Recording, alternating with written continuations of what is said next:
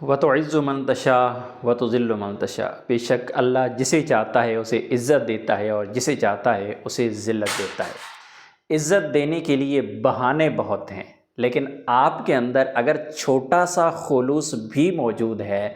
تو وہ کسی بھی وقت آپ کے لیے رحمت کے دروازے کھول سکتا ہے۔ ویسے تو ہر وقت کھلے ہیں، لیکن ایک اسپیشل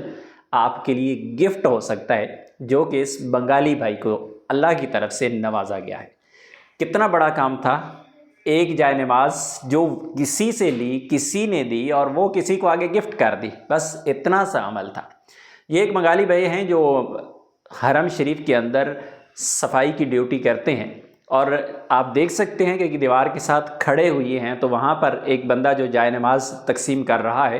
وہ مختلف لوگوں کو دے رہا تھا، اور یہ بھی کھڑے تھے تو ان کو جا کے پکڑا دی اس نے، انہوں نے پکڑ لی۔ اور یہ حق بھی بنتا ہے کہ اگر آپ کوئی بھی بندہ خلوص کے ساتھ، محبت کے ساتھ کوئی تحفہ دیتا ہے تو آپ اسے ایکسیپٹ کریں۔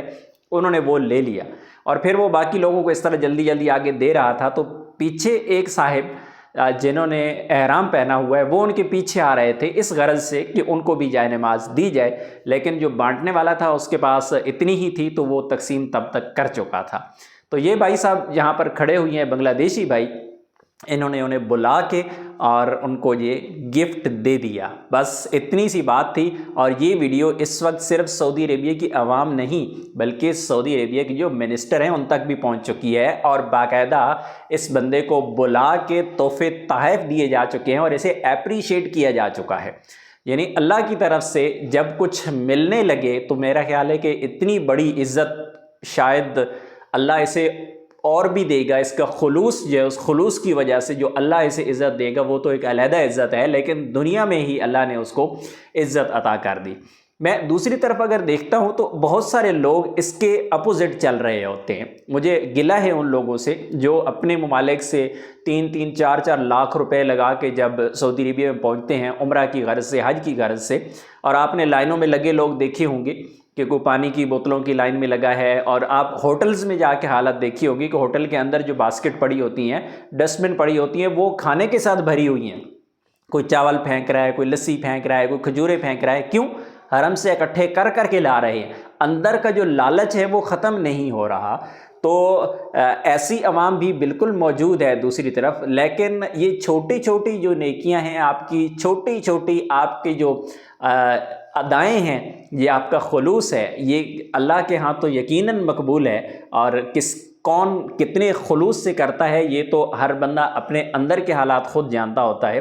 لیکن اللہ نے دیکھیں اس بھائی کے ساتھ کیسا معاملہ کیا اور اس کی عزت کہاں زمین پہ اور کہاں آسمان پہ پہنچا دیا۔ آج اگر اللہ نے اسے اتنی عزت دی ہے تو اس وجہ سے ہم بھی اس کی بات کر رہے ہیں، اور کہاں کہاں اس کی باتیں ہو رہی ہیں۔ اور اس طرح کے باقی بھی جتنے لوگ ہیں، چاہے وہ بڑی کوئی نیکی نہیں کر سکتے، لیکن خلوص کے ساتھ اور اسپیشلی حرم کے اندر اگر کوئی چھوٹا موٹا معاملہ بھی آپ سے اچھائی کا ہو سکے تو کوشش کیا کریں۔ کسی کو راستہ دے دینا، یا کسی کا اگر آپ کو کندھا لگ جائے، دھکا لگ جائے تو اسے ہنس کے برداشت کر لینا، یہ بھی ایک نیکی ہے اور یہ بھی کار خیر ہے۔ اور اسی طرح بہت جگہوں پہ آپ نے دیکھا ہوگا کہ لوگ کھانے پینے کی چیزیں ایسے پھینک کے چلے جاتے ہیں۔ آپ دوسروں کے چیزیں چاہے نہ اٹھائیں، کسی نے پھینکی ہے، لیکن آپ خلوص دل کے ساتھ حرم کے جو تقدس ہے اس کا احترام کرتے ہوئے اگر آپ حرم کے اندر کوئی چیز نہیں پھینکتے تو یہ بھی اللہ کے ہاں ہو سکتا ہے مقبول ہو جائے۔ لیکن اللہ کی جو رحمتیں ہیں وہ تو بہانے ڈھونڈ رہی ہوتی ہیں، کہاں کون سا بہانہ ہے، کس بہانے کی وجہ سے کس کی بخشش ہو جائے اور کس کا جو مقام ہے وہ بلند ہو جائے، یہ تو اللہ ہی بہتر جانتا ہے۔ لیکن انسان کو اسپیشلی حرمین شریفین کے اندر